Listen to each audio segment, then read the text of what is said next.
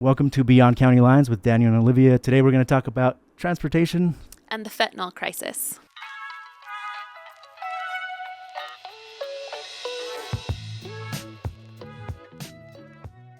So Olivia and I went to a conference last week to New Orleans, and we both had some car trouble, actually. Yes. My car, I've had it for 10 years, and I was just driving, and all of a sudden I hear... And I'm just thinking, oh my gosh, I'm going 75 to Albuquerque, and I'm just like... It just starts to get louder and louder, and I'm like, oh my gosh, how do I fix this? So I just turned the volume up on my radio, and that seemed to drown out the noise. And you had... Well, simultaneously, I also have an older vehicle, Chevy girl, by the way. So I'm cruising, and all of a sudden the engine light comes on, and it says, no oil. And I'm like, what do you mean no oil? Like, I just checked yesterday. I'm not sure what's going on. Well, of course, because I'm, always late to everything. So I had no time to add any oil. I had to go straight to the airport. So when we came back from our trip, there I was trying to figure out, where I was going to stop and change the oil. And I later found out that I had a broken gasket, like a seal, right? And so finally got that replaced yesterday. But it's been stressful with the cars, hasn't it? And you've had yours for what? Yeah, about 10 years. And what was also been looking at stinks to that one. Right. When the warranty wears out, right? Well, I got to say, I've got an electric vehicle, a Nissan Leaf 2021, Sweet. and it only has 20 moving parts as opposed to 200. So one of the great things about electric vehicles, there are challenges, but one of the absolute great things is they don't no break oil down. changes. No oil change. It's awesome. That's great. I think it might be time to upgrade. Exactly. Do something good for the environment and yourself. What about you, Phil? What are you driving? I have my second only grown-up car of my life. It was built within the last decade. It's a 2016 Nissan Frontier pickup, like a four-door. My partner got a regular sedan, and so we got a truck so that we had a truck to do truck stuff in. But my primary mode of transportation, and the reason I relocated to Las Cruces, is that I have an old Harley, an '89 Sportster, Nice. that I spend as much time working on probably as I do riding it. And weekend before last, we rode from Las Cruces up to Cloudcroft for barbecue, and on the way up the mountain, my transmission on the motorcycle went out, so I had to ride the 100 miles home with only second and fourth gear. Oh my Ooh. gosh. Go for those EVs, I got to tell you. So you drove here from Las Cruces for the podcast? Yeah. Oh, I appreciate it. Thank you so much. For joining us Yeah, on your and- bike or in your... On second gear. My bike is on the block this Second weekend. gear. Oh, okay. Would you mind both of you just introducing yourselves briefly? Yeah, my name's Philip Feudy, former 40-year resident of Madrid, Cerrillos, and Santa Fe. Just recently relocated to Las Cruces. I've been working in public health here in New Mexico for a long time, primarily in harm reduction work. And I'm currently with an international organization called Vital Strategies. That is the public health work of Bloomberg initiatives, and I'm working with the Department of Health here to implement some new programs within the harm reduction world. That's great. Well, thank you. Yeah, it's an honor to be here with you, Phil, truly. I'm Shelley Mann-Lev, and I worked in New Mexico for 3 decades, 2 decades with the Santa Fe Public Schools, and I've had the privilege of working in Santa Fe County. I was the founding director of the Santa Fe Prevention Alliance, and really my focus in my public health career has been prevention, and worked with the Santa Fe Public Schools for 20 years.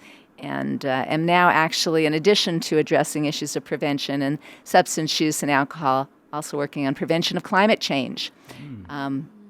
Really both key public health threats. So That thank you explains so your much. push on electric vehicles.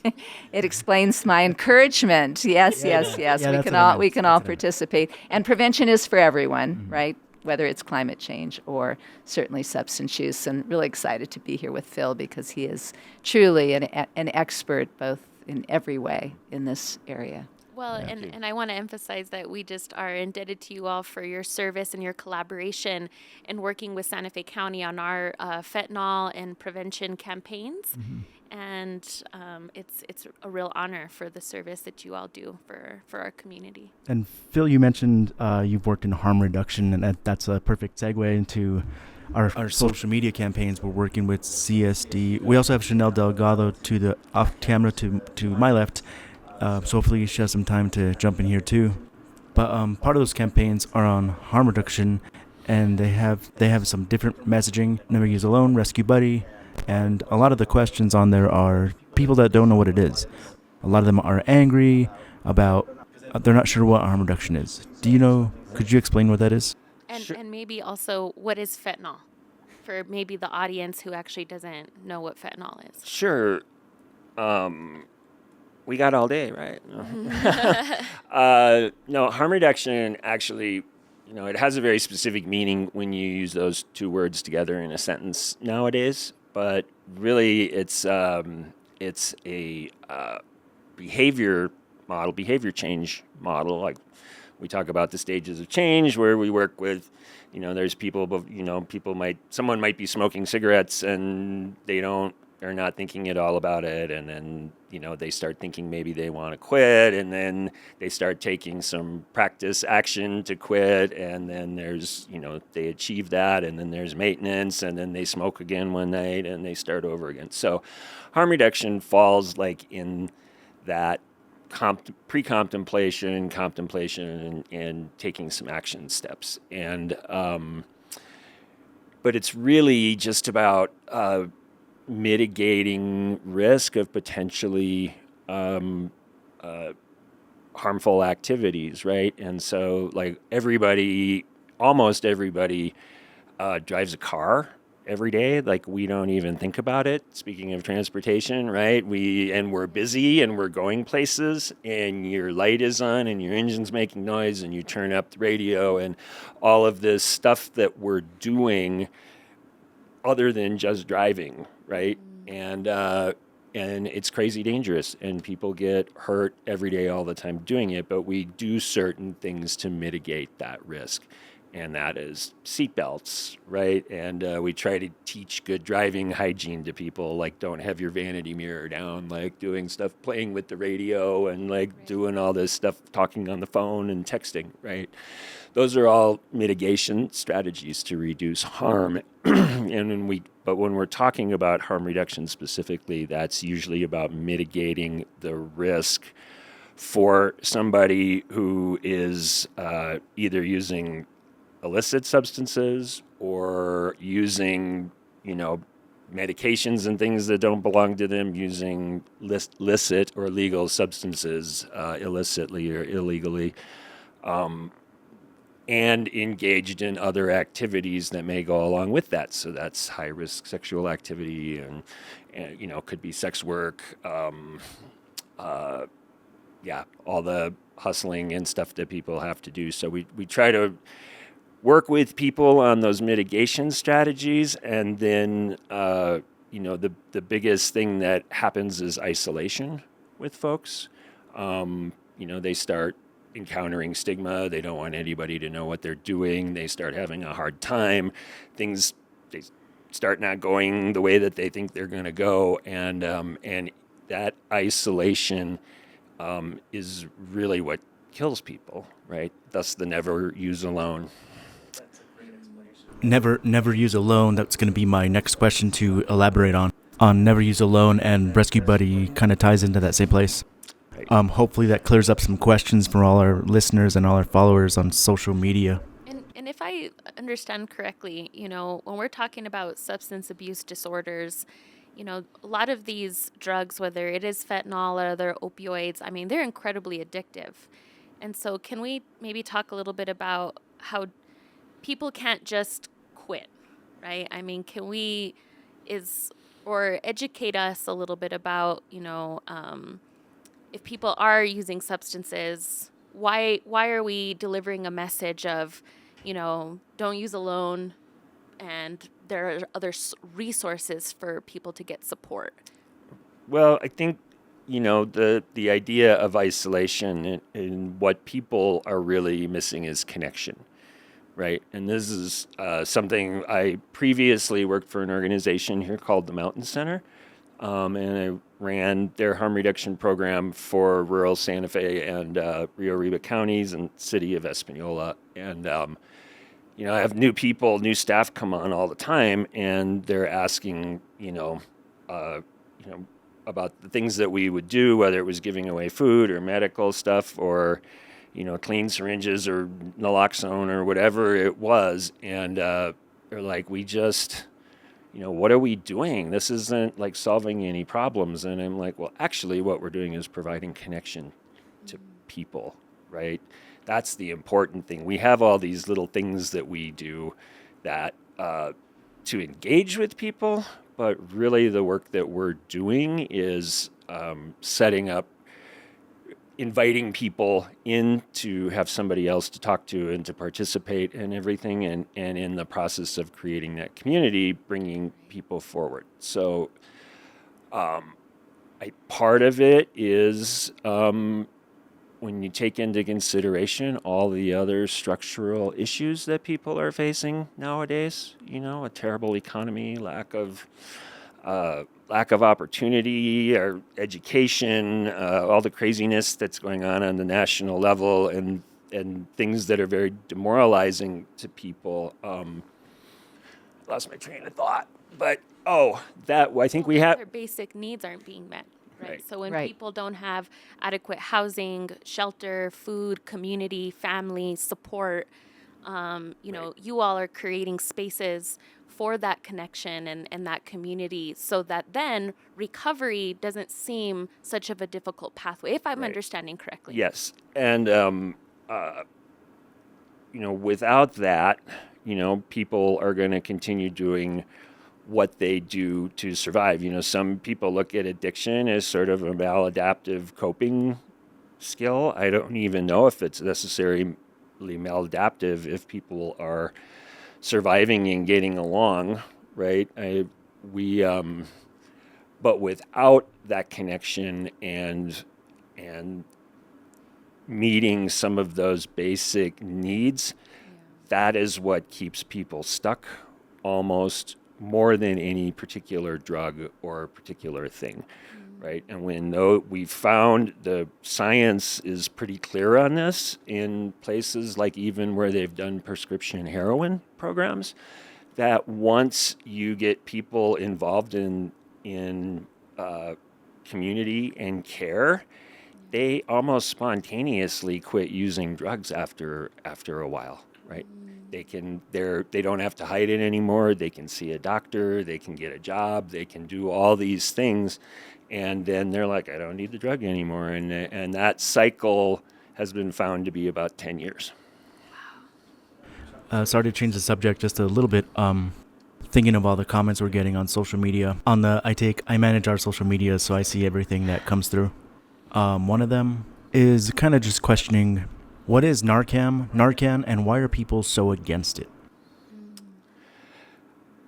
Naloxone is a medication that was developed in its current form. There were different versions of it in the 50s and 60s, but in the early 70s, that was designed with the intention of using it in medical settings and operating rooms, because they used to rely heavily on morphine and stuff as an anesthetic, and now they actually use fentanyl, right, fairly commonly. And naloxone was a medication that they could use that blocks the effects of opioids, right?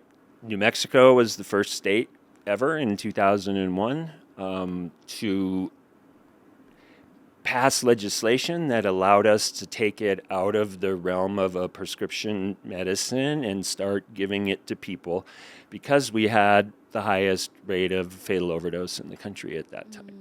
So at the time, that was very radical and revolutionary, and 20 years later, it's like, you can buy it at the drugstore and stuff. It's taken a lot of work to get to this place. I think that as far as why people are against it, what I've started to do when I'm doing education with groups of people who don't necessarily know about harm reduction or understand it is really try to get people to question where their ideas about drugs and the people that use them come from. 2024 is the 110th anniversary of the passage of the Harrison Narcotics Act, which overnight made a bunch of things illegal that people used to be able to buy over the counter, and not only criminalized a whole segment of the population, it created the underground and the high value, lucrative black market for substances, right? And none of us were around back then, right? So all we've had instilled in our brains is that drugs are bad and people that use them are bad and we have to stop drugs. Right. Or just say no. Right. People are still on this, which was a campaign a long time ago, which Right. I don't think is really effective anymore. Right. It wasn't effective then either. Right. I mean, it's, again, for all the reasons that Phil's talking about. Right. Yep. I think, I don't think people question that. And in 110 years, the United States alone has literally spent trillions of dollars in efforts to stop drugs, to mitigate drugs, to do this about drugs, to do that about drugs. And yet here we are in the worst position we've ever been in, ever. And then we blame bad guys for that instead of like taking a good solid look at what we are doing. And we treat people who use drugs worse than we treat murderers and rapists and people who pedophiles and domestic violence folks.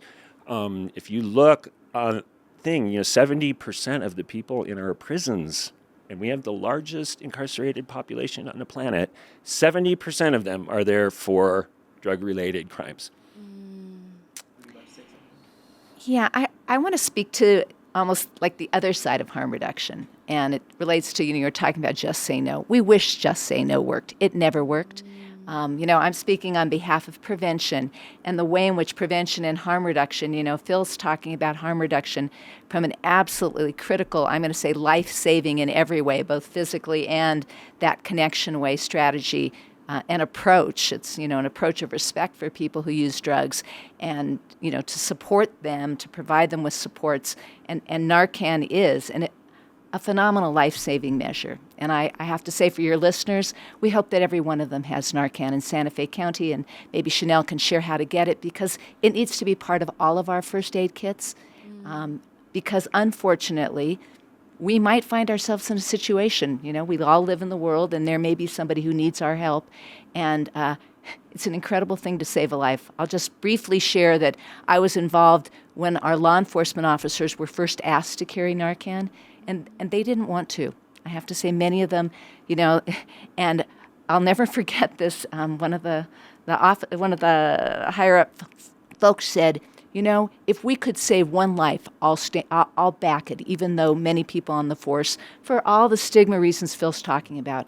And they did a study over 6 months, and in fact, they saw that, unfortunately, the paramedics couldn't get there, that they were there earliest and first. So he, based on that study, to his credit, changed his mind and said, we are all going to carry Narcan.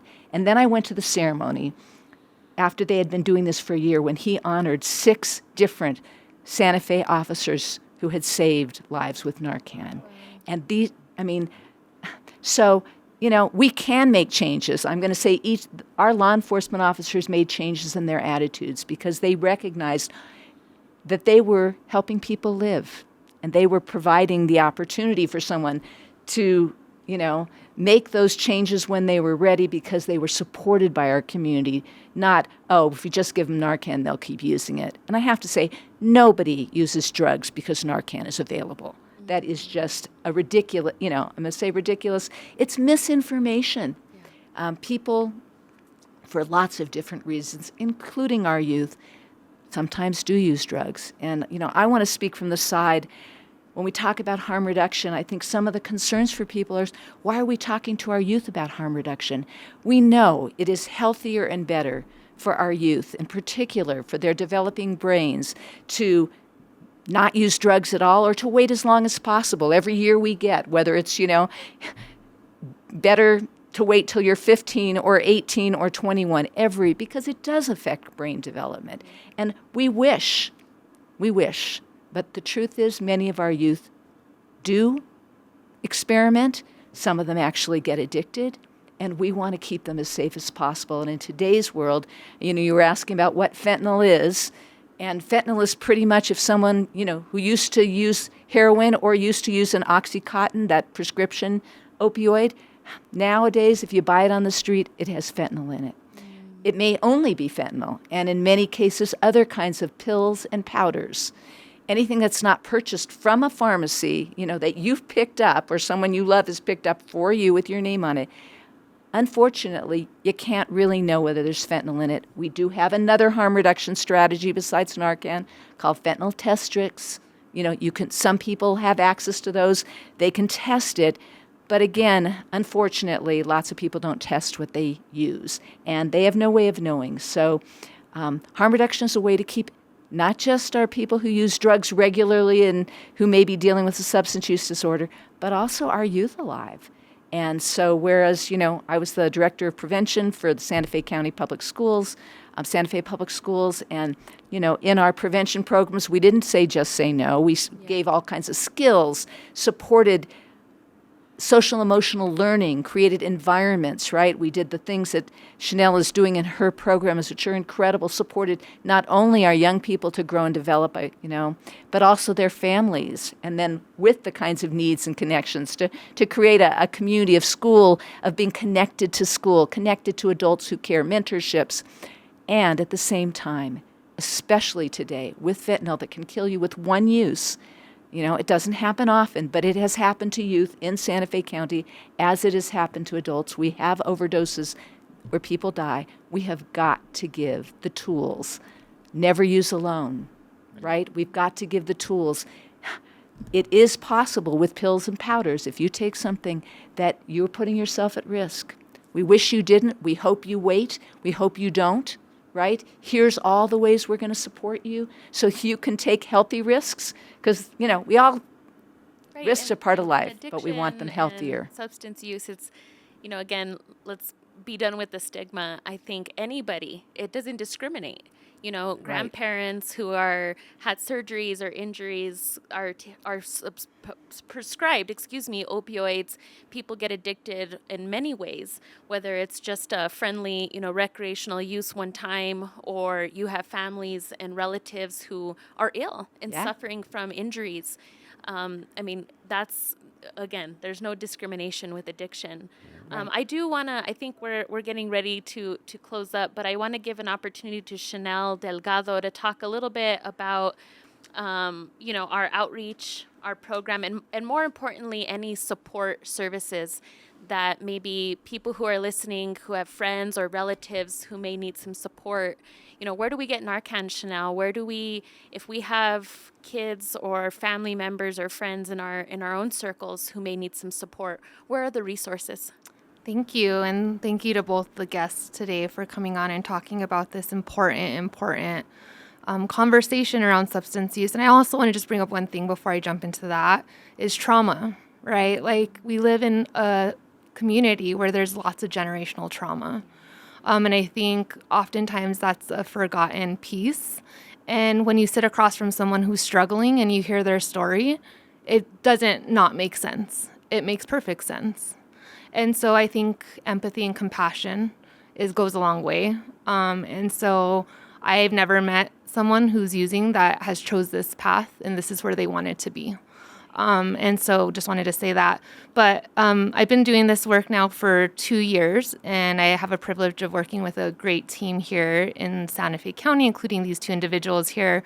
And we have created a resource list that you can access at santafecounty.nm.gov/neverusealone. And there's a whole resource specific to Santa Fe County agencies and organizations that do this work. I do want to shout out to our local Santa Fe County Crisis Center, La Sala, where you can access Narcan, fentanyl test strips. And if you are in a substance use crisis and you're wanting to get some support, that's a great place to start for our local Santa Feans here. But there's tons of resources on that resource list. I do have pamphlets for agencies if they're interested, and I'm happy to engage in those conversations with people. My number is on our website, and I'm happy to do those connections as needed. Before we close out, I wanted to also go back to the transportation of my car. Just kidding. Sonar, we went to communications school in Louisiana, and one of our classes the last class of the whole session was on advocacy.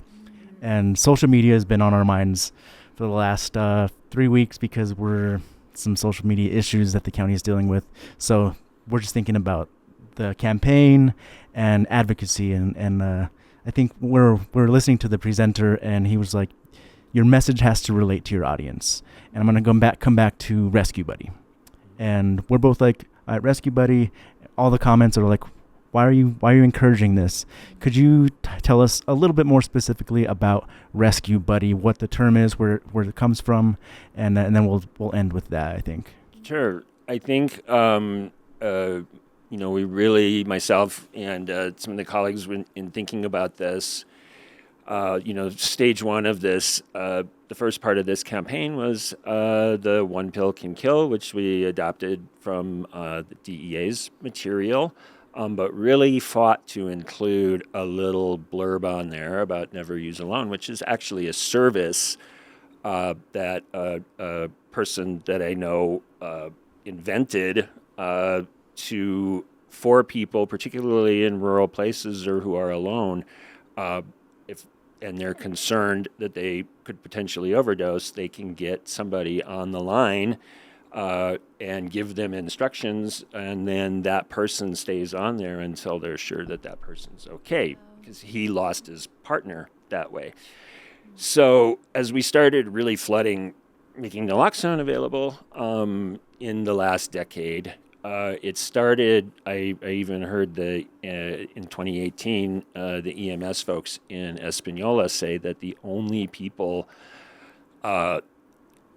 that were dying were people who were alone when they were found, right? Or locked in a bathroom at grandma's house, or right, there were things that otherwise almost all the time when they arrived, somebody else had already administered naloxone. So the besides all of the factors that feed into overdose and the overdose crisis, the number one reason that people actually die is because there's nobody there to help. And so that's where that came from. Okay.